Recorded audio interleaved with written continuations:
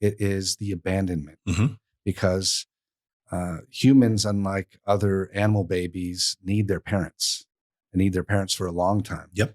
And so if the little girl's getting raped by her father, or a little boy is getting, forced to eat his own shit, or whatever it is that I had happen to me, in that little child's brain, the scariest thing is losing his parents and not having his family. They'll tolerate the shit eating, the abuse, the torture, all of those things. So I would say, being a 41-year-old man now, looking back, that fear, I wouldn't have that fear now because of my life experience. But talk to somebody. Yeah. Like, be brave enough to do it. And that's hard because it'll break up families. It'll destroy people. I mean, it's destroyed my family in many ways, where, again, people in my family want to bury their head in the sand and pretend that things didn't happen, or I don't know what was true. Well, it's easy to say that, but I'm telling you what happened to me. And if you want to say, well, you didn't experience that and you're not taking what I'm telling you, then I don't know what to tell you. Yeah. Yeah. There's only so much you can do until you're beating your head against the wall. And then you just say, well, that's fine. You don't have to believe me. It doesn't matter because it happened. And I know it happened. And now I'm dealing with the aftermath. Yeah. So for the movie, where does someone contact you if they want to help get it made, give money towards it? They knew a producer or a director, whatever. Yeah.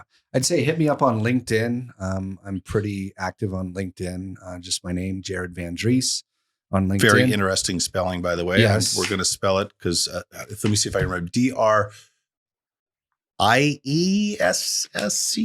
Yeah, that's correct. Yeah. You can also email me at Jared Van D. That's JaredVand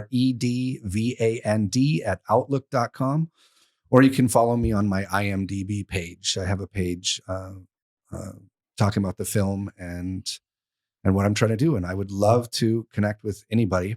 One of my things that I remember going back to EP now is, when I first got into this industry, I used to ask people that were in the industry, hey, can I take you out to coffee or lunch? I'd love to pick your brain about this industry. And I had a lot of people close doors in my face and not welcome me in that way. And I told myself, if I ever made it, I would always make time for anybody that reaches out to me. So if you're going through struggles that are similar, let me know. Hit me up on LinkedIn. Shoot me a message or an email. I'll talk to you about it, talk to you about the film. If you can help with the film, great. If not, if you just need help, let me know. I'm there too. And that's the kind of shit that drives me forward. So, I love that. When the movie gets made, who's going to play you? You know what? I haven't even seriously considered who that would be, because when you make a film, and I've been on plenty of film sets and movies and stuff like that, it's a collaborative effort. I just want to make sure that my story, my brother's story, doesn't get bastardized in some like Hollywood bullshit way. Mm-hmm. I want to stay on as a producer to help get it made. So it's not like something that I'm trying to like sell and give away. It's like, no, I'd like to get this made in the vision and that we have conceived for this, and use it as a catalyst to help people, because I think film is a powerful medium. It's the one that most people learn and intake and digest information from, whether it's real or not. I mean, we watch fictional movies to escape our lives and live someone else's life. Well, I do that because I can't read, but well, you've done a good job with the screenplay for someone who can't read. Yeah. Speaking of younger people, what would you, and this is great, and I hope any aspiring or new EP person will listen very carefully, because you're going to say it like it is. Mm-hmm. What would you tell a not young, I've worked with Secret Service agents that were agents for 30 years and then got into the private sector, and this was all new to them because now they're running a business. But what would you tell a young person that thinks, based on what they've seen in television and movies, how glorious and glamorous being an EP agent is, if they're thinking, I want to have a career in executive protection?